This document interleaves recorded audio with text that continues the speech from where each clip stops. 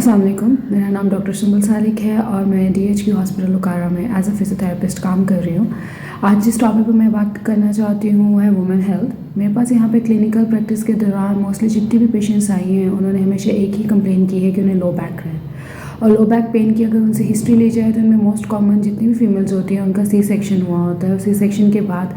उनसे अगर डिटेल में पूछा जाए तो वो कहती हैं कि उन्हें कमर में इंजेक्शन लगा था, मतलब उन्हें स्पाइनल एनेस्थीसिया दिया गया था। स्पाइनल एनेस्थीसिया के बारे में आपको पहले ही बहुत सारी डिटेल इन्फॉर्मेशन जो है बहुत सारी यूट्यूब्स पे मिल जाती है, चैनल्स पे मिल जाती है।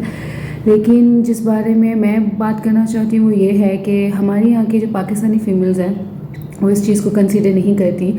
कि लो बैक पेन जो है वो स्पाइनल एनेस्थीसिया की वजह से भी हो सकता है। और उसकी वजह से क्या होता है कि जब उनको स्टार्टिंग में पेन इनिशिएट होती है तो वो इस चीज़ को इग्नोर करती हैं, और जब वो पेन इतनी सीवियर हो जाती है कि उसकी वजह से उनको शाटिका या लंबर स्पॉन्डिलोसिस इस तरह के डिजेनरेटिव चेंजेस स्टार्ट हो जाती हैं, या उन्हें जो किडनी के यूरिन इश्यूज स्टार्ट हो जाते हैं तो उन्हें वो इस बात को कंसिडर करती हैं कि उनके लिए ज़्यादा कोई बड़ी प्रॉब्लम है।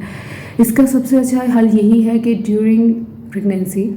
जो है फीमेल्स जो हैं हम जिसे वुमेन हेल्थ के अंदर एंटीनेटल पीरियड या एंटीनेटल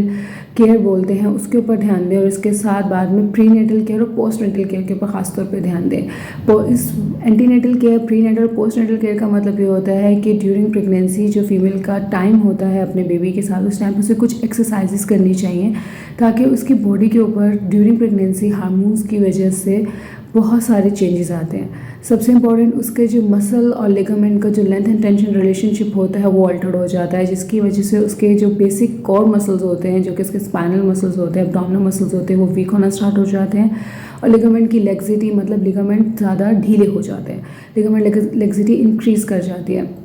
जिसकी वजह से क्या होता है कि फ़ीमेल्स को बहुत ज़्यादा बाद में प्रॉब्लम्स क्रिएट होती हैं।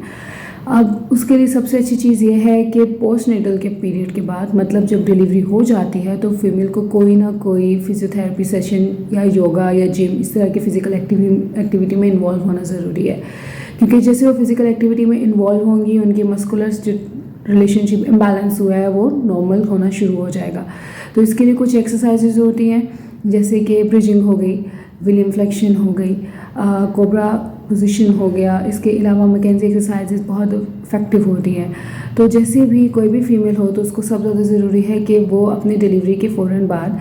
कुछ मंथ्स के 1 to 2 मंथ्स वो रेस्ट करे और उसके बाद जो है वो किसी भी फिज़िकल एक्टिविटी में इंडल्ज हो जाए ताकि उसकी हेल्थ के ऊपर प्रॉब्लम ना आए।